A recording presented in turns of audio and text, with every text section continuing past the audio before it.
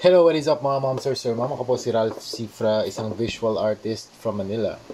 And today we are going to unbox and review the DC Multiverse Ghost Maker. So let's proceed dito sa box. It's a window type packaging. DC Multiverse logo, Ghost Maker text sa side, ganun din. Sa likod, you have the shot of the action figure. Tapos, DC Multiverse logo, McFarlane Toys logo. And then you have the Ghost Maker from DC Future State. Okay? Merong card and merong stand din sa loob ng box. Tapos, let's proceed dito sa action figure.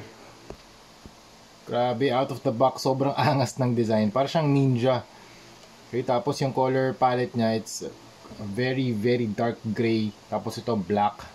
And then you have the white. Tapos merong mga touches of blue. Yan, zoom in ko lang. Ito. Yan, mga blue na lines dito sa chest niya. Tapos blue din yung eyes niya. Para siyang very pale blue. Okay? Yan. Tapos sa accessories, meron siyang katana. Yung isa mas mahaba, yung isa mas maikli. Okay, punta tayo sa details. Grabe yung design ng head armor. Sobrang lupit. Meron kang armor panel dito sa forehead. Papunta dito sa kanyang nose area. Tapos you have the black panel here sa kanyang eyes. Papunta dito sa back of the head. Tapos dito yung black area, black panel din dito sa cheeks. And then, meron din siyang cape. Yan, cape na flexible plastic din yung ginamit para pwede nyo siyang ma-post din na mas dynamic. Pwede rin nakaganyan, diba? Pwedeng naka-cover dito sa kanyang hands. Yan. Maganda yung ginagamit niya ng plastic dito. Ganda ng gawa ni McFarlane Toys talaga. It's a perfect canvas for customization. Tapos dito sa kanyang mga pouches and straps. So you have the strap. So paano nga ba to? Ayan, around the head.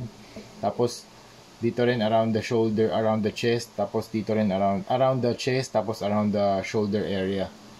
Ayan, dito. Ayan. Tapos dito meron kang nagko-connect dito sa parang triangle na piece na nagko-connect din sa tatlong straps. Meron siyang mga blue na some sort of blue lines. Okay? Alam ko umiilaw to eh. Tinignan ko na rin yung comics nito. Ito umiilaw niya. Parang umiilaw yung kanyang mata. Tsaka ito umiilaw to. 1, 2, 3 na parang triangle na or parallelogram na shapes. Tapos dito sa shoulder, you have the shoulder armor. Tapos meron siyang white na some sort of a Ghost Maker logo. Hindi ko alam kung anong logo to.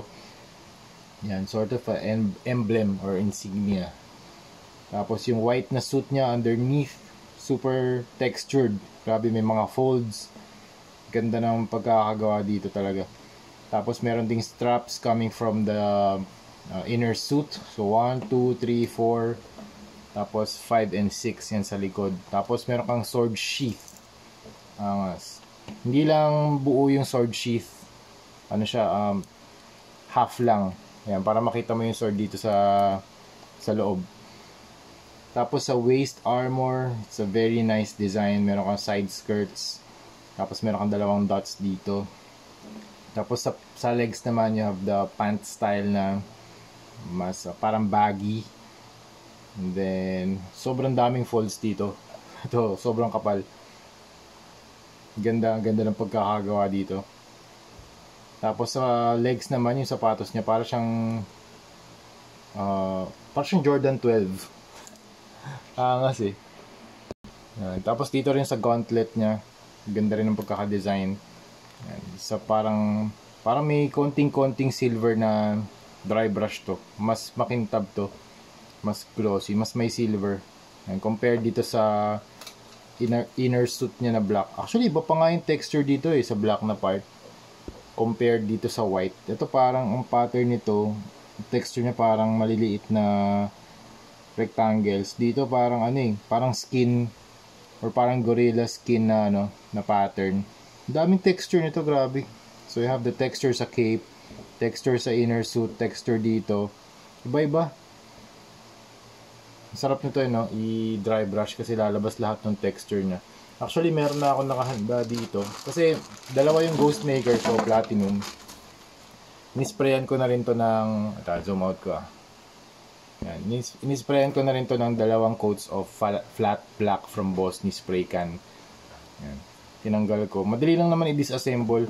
Yan gagawin natin dito. I-custom natin. Tingnan natin kung anong paint job yung magagawa natin dito. Pero madali lang siya i-prepare. Ito lang yung hindi ko pininturahan kasi ito yung nandito sa may gitna ng body niya, sa may waist. Yan yung nagko-connect sa upper tsaka lower. Yan. Ayos naman. Mamaya ganda talaga ng kapit ng black na Boss. Perfect talaga sa mga gantong klaseng plastic. Kailangan lang siyang siguro set apart nyo lang yung coating nyo. Siguro mga around 30 minutes. Para first coat. Tapos after 30 minutes, second coat. Tapos hintayin nyo lang ma-cure yung paint. And then, ready na kayo for the next step. Okay, dito naman balik tayo. Ayan mga ma'am sir. Tapos ayun, i-customize din natin to si Ghostmaker. Kaya gusto ko sabay na silang dalawa para sa isang proseso, dalawa kagad yung mga customize natin. So overall, this is a very nice action figure from DC Multiverse McFarlane Toys. Napakagandang addition sa inyong collection. Maganda siguro pag tinambad to kay Batman kasi alam ko nanood ako ng kanyang history sa Variant Comics. Alam ko naging magkakampi sila. So, yun. Ganda siya i-pose with Batman. Okay? So, yun lang mga ma'am sir. This is a very nice action figure. Daming textures. Maganda yung sculpt. Ang ganda ng plastic na ginamit. And, yun nga, may accessories naman siya. 2. Sana may alt hands lang. And, proportion is very nice. 7 inches tall. Tapos, yung articulation pa pala. Teka, sorry, nakalimutan ko articulation. Ayan. Articulation. Head, up, and down, left and right. Hindi niya okay, sakto 360 kaya. Tapos yung sa kamay dito, medyo mag-hinder lang yung shoulder armor niya. Pero ayun, yan, pwedeng ganyan. Tapos may rotation. Yan, rotate 360, rotation dito sa arms, double jointed na elbow, ball joint yung kamay. Tapos sa waist pwedeng umikot. Zoom out konti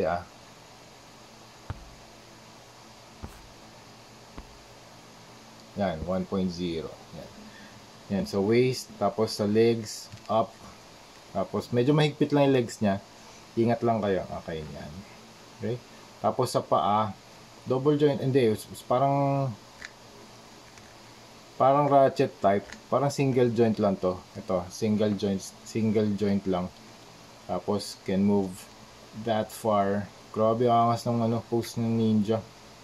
Tapos yung paa niya, it's on a ball joint. Tapos yung meron din siyang toe articulation. Angas. Panalo tong Ghostmaker na to. Ang angas ng design.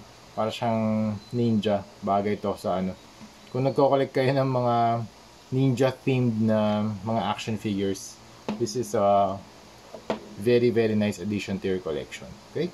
So yun lang, thank you for watching and see you sa next video. Bye bye.